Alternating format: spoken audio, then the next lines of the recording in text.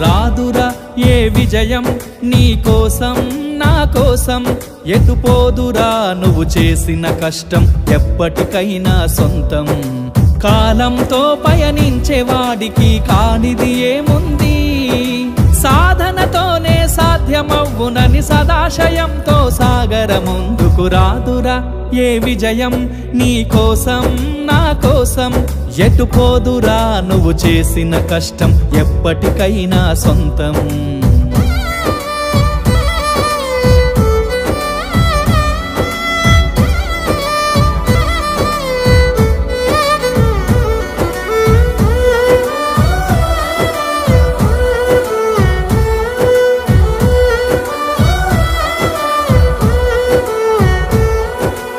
ఆకాశంలో అలలాగా పోయే ఆ పక్షులనే చూడు